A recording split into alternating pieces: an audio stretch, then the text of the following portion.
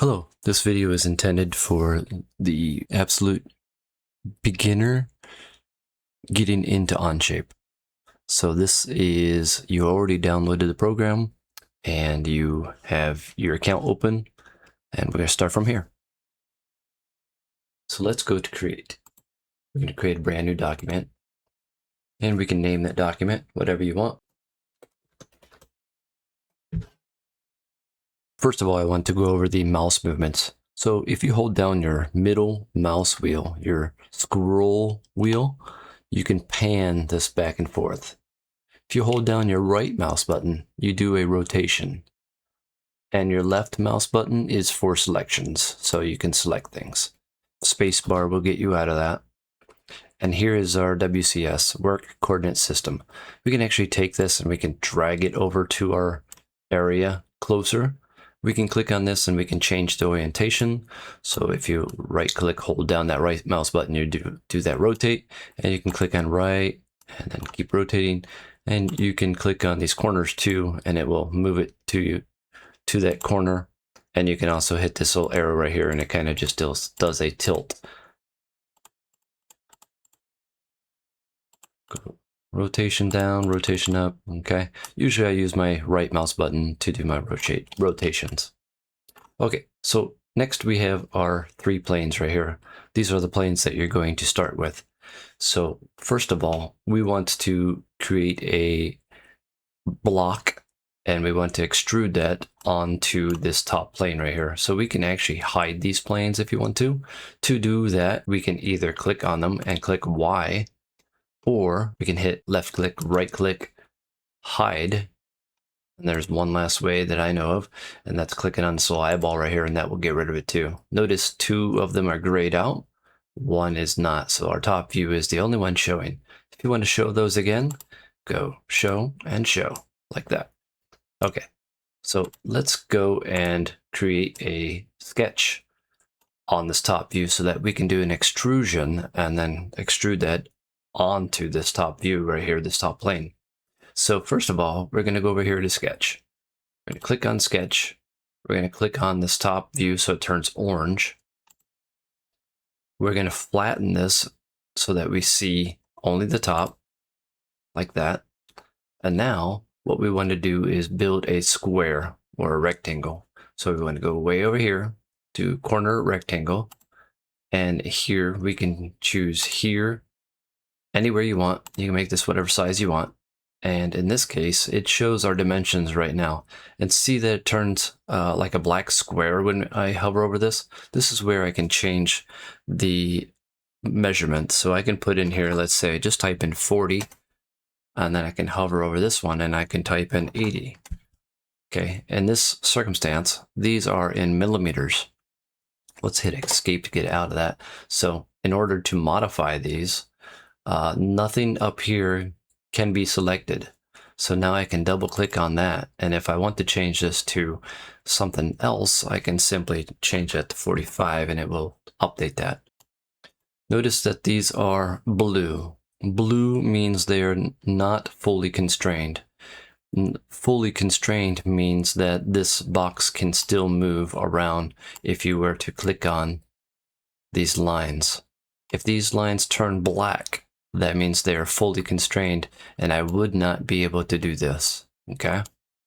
So to constrain those, I'm going to constrain them to this right here. And to do that, I just go over here to Dimension, click on this left wall, click on this point, and now I can do half of that 80. If I want, Onshape can do the math for me. So if this was a complicated number, you could simply take that, copy it, but I'm going to do this, 80 divided by 2, hit my green check, and it makes it automatically 40, and you can see the equation right there, okay? So let's do the same thing with this one. Now dividing 45 is a little more complicated, but we could figure out that's simple math still. Here we go here to here, so then we can type in that 45 divided by 2, and we see that it automatically made that 45 centered now. So now we have everything, these outside lines are totally black. That means it is fully constrained.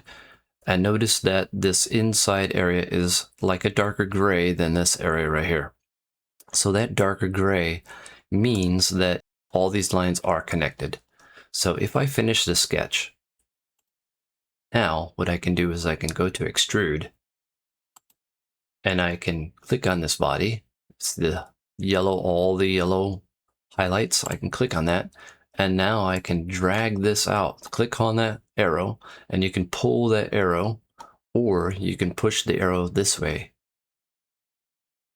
Okay. Also, we can go over here and we can say, let's make this 50 millimeters deep. If you want to flip it, you can go here and it flips it automatically. In this case, we will be adding a new body because nothing else exists at this moment.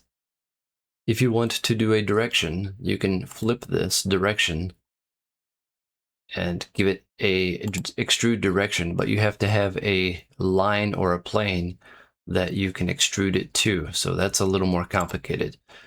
If you want to do a starting offset, so let's say that you wanted to offset this from this original plane 25 millimeters, we can see that what it's doing is it's taking this plane as your reference, moving it 25 millimeters right there, and then it's creating a block of 50 millimeters.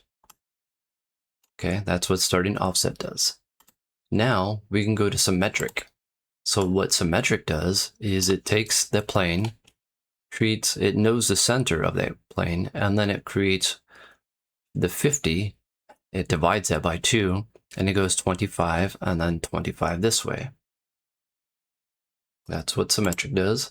And lastly, you have draft. So if you want to add a draft and make this bigger, for example, in injection molding, you would need to have a draft on all your parts to get those off.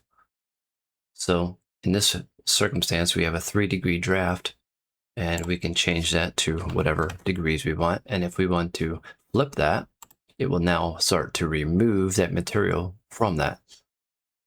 Okay, so let's go and uncheck that. We just want a simple box. Let's finish this, green check.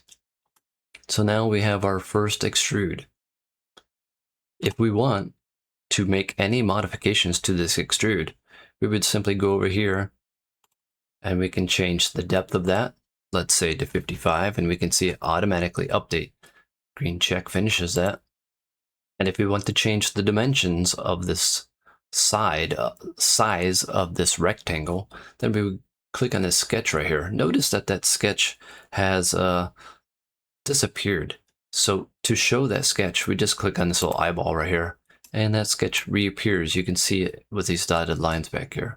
So let's double click on that sketch, and now we can modify that. So let's say that I want to modify this to 50. Notice that this here still stays the same.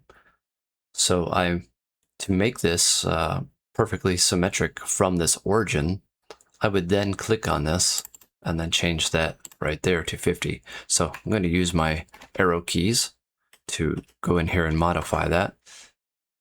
Green check. There is a way to have this automatically go to this one and know what this is. It's called a variable. So what you would do is whatever this equals, the variable would change, but that's in a later lesson. Then we can hit our green check. And now we have finished that new size of that rectangle. Let me know if this speed is too fast or if I'm going at a good speed for you new beginners out there. Thanks for watching.